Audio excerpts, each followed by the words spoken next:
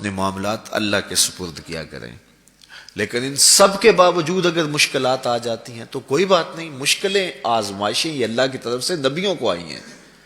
حضرت امام رازی نے لکھا ہے کہ مکے سے لے کر طائف تک 70 ایسے نبیوں کی قبریں ہیں جن کی وفات صرف بھوک کی وجہ سے ہوئی ہے.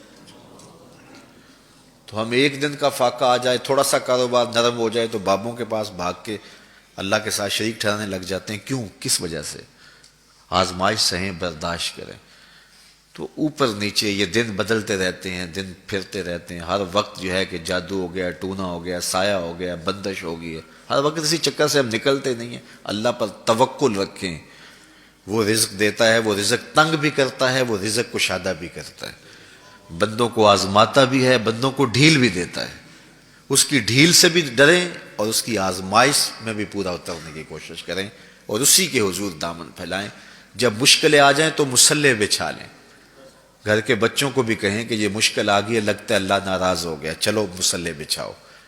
اگر بیٹیاں بھی نماز پڑھ رہی ہوں، نوافل ادا کر کے رب کے حضور دعا مانگ رہی ہوں، بیٹے بھی دعا مانگ رہے ہوں، چھوٹے چھوٹے بچے بھی دعا مانگ رہے ہوں، تو کیا اللہ خالی موڑ دے گا؟ تو زیادہ سے زیادہ نیک مجالس کے اندر شامل ہو جائیں. تو بالخصوص میں اپنے پیر بھائیوں کو پابند کرتا ہوں کہ آپ اپنے گھروں میں بھی پابند کریں، کسی بابے کے پاس نہ جائیں. یہ بڑے گندے لوگ ہیں، یہ سامنے اب چیزیں آ رہی ہیں، بڑے گندے اور غلیظ قسم کے لوگ ہیں. ان کی نظروں میں غلاظت بھری ہوئی ہے اور جو ہے وہ لوگوں کے ہجوم سے کبھی متاثر نہ ہوں کہ فلاں وہاں سے اتنے لوگ جا رہے ہیں. لا یسیر الباطل حقا بکثرت المتمسکین بہ.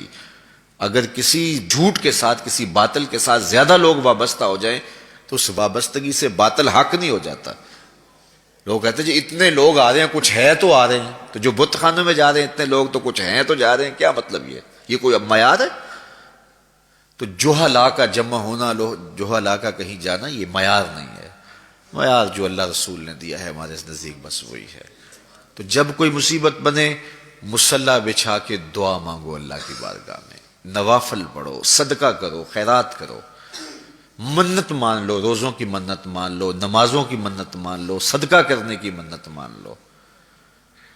اور اللہ کے نیک بندوں سے جا کے دعا کرواؤ. غریبوں میں آپ رزق بانٹو، اس سے برکت ہوگی، اس سے پریشانیاں دور ہوں گی. رزق کم ہو گیا ہے تو غریبوں کو دو. لگتا ہے غریبوں کو دو گے تو اور کم ہوگا، نہیں. جب دو گے تو اللہ کے سچے وعدے آپ کو نصیب ہوں گے اور آپ کو برکت نصیب ہوگی. اس کے راہ میں دینے سے کم نہیں ہوتا ہے. اس لیے میں خاص طور پہ یہ باتیں اس لیے کر رہا ہوں کہ ان دنوں کے اندر بہت زیادہ جو ہے وہ اس طرح کے لوگ ہیں اور مختلف جو ہے وہ چینلز کے اوپر ان کو سامنے لایا جا رہا ہے. تو ان لوگوں سے اپنے دامن کو چھڑائیں اور صالحین کی صحبت کو اختیار کریں. صالحین کی صحبت سے آپ کو نور ملے گا، روشنی ملے گی. آزمائش ٹل جاتی ہے تو پھر بھی، ورنہ اس میں استقامت کی توفیق مانگیں، چونکہ جو بلا پر صبر کرتا ہے اسے بھی اجر دیا جائے گا. صحیح حدیث میں آتا ہے کہ اہل بلا کو قیامت کے دن جو صلہ دیا جائے گا تو دوسرے لوگ آرزو کریں گے کاش ہمارے جسم کو لوہے کی کینچیوں سے کاٹ دیا جاتا. تو یہ جو تکلیفیں آتی ہیں یہ گناہ اس سے جڑتے ہیں، اس سے درجے بلند ہوتے ہیں، اس سے اللہ کی قربت نصیب ہوتی ہے. تو مصیبت آئی تو بابے کے پاس بھاگ گئے، جو فاسق اور فاجر اور مشرکانہ عقائد رکھتا ہے اس کے پاس بھاگ گئے، تو پھر ایک مصیبت بھی صحیح اور ایک اپنا ایمان بھی اجاڑا. اس لیے اس مصیبت سے جو باطنی فوائد ملیں گے، جو روحانی مرتبے بلند ہوں گے، ان کو حاصل کریں. تو غیرت کے ساتھ جینے کا ڈھب ہم سیکھیں، مت ایسے لوگوں کے پاس جائیں. اللہ آپ کو مجھے اپنی رحمتوں کے سائے میں رکھے.